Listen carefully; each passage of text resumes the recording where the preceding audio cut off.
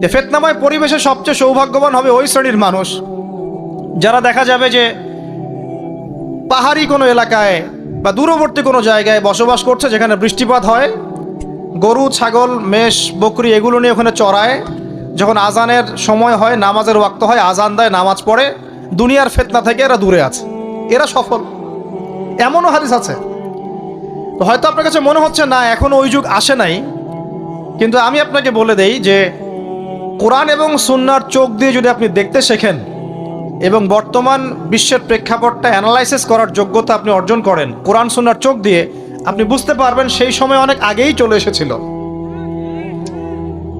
এখন ফিতনা এবং ফাসাদময় এই পরিবেশে আমরা কি করতে পারি ছোট স্কেলে, বড় স্কেলে না, ছোট স্কেলে। আমি আজকে বড় বিষয় নিয়ে কথা বলতে আসি নাই, কারণ আমি চিন্তা করলাম যে আসলে প্রথমে যদি ব্যক্তিকেন্দ্রিক বিষয়টা ঠিক না হয়, বড় বিষয় আলোচনা করে কোনো লাভ নাই। আগে ব্যক্তি যদি ঠিক না হয়, বড় বিষয় আলোচনা করে আসলে কোনো লাভ নাই, আপনারা বুঝবেনও না, মাথার উপর দিয়ে চলে যাবে। এখন গ্লোবাল অ্যাফেয়ার্স নিয়ে কথা বলে খুব একটা ফায়দা নাই আপনাদের।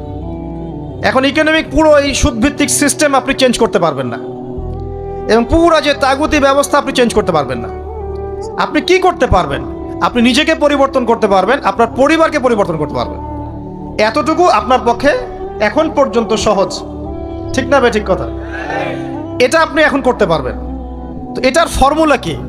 ফর্মুলা ঘাটতে গিয়ে আল্লাহ পাক আমার মাথার মধ্যে একটা হাদিস নিয়ে এসে দিলেন। কারণ আমি বিশ্বাস করি যে আপনারা বলছেন মৌলানা আল্লামা, আমি আসলে এমন কিছু নই, এই কথাগুলো আসলে আমার সাথে যায় না। আমি নিতান্তই একজন ছোট মানুষ এবং তালেবে ইলম, জ্ঞানের পথের পথযাত্রী। আর আমি তালেবে ইলম হয়ে থাকতে চাই। আমি মুফতি নই, আমি মুহাদ্দিস, মুফাসসির বা এই যে শব্দগুলো আপনারা বলছেন, এমন কিছুই নয়। আসলে কিয়ামতের মাঠে আমি জান্নাতে যেতে পারবো কিনা আমি নিজেই জানি না।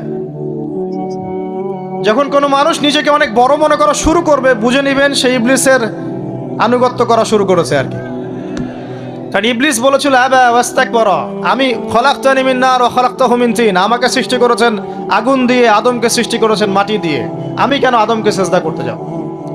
তো এটা ইবলিসের চরিত্র, আবা ওয়াস্তাকবার, সে উদ্ধত হয় এবং অহংকার প্রদর্শন করে। তো আমি মনে করি যে আমি কিছু বলি না, আল্লাহ রাব্বুল আলামিন আমাকে বলার তৌফিক দেন মাত্র, আলহামদুলিল্লাহ। তা আমার মাথায় একটা হাদিস আসছে, সকাল থেকে ঘুরছে। সেটা হচ্ছে, দেখুন, বারা ইবনে আযিব রাদিয়াল্লাহু আনহু থেকে বর্ণিত হাদিসটা আসছে এবং হাদিসটা বিশুদ্ধ। এখান থেকে আমি মূল আলোচনা যাচ্ছি।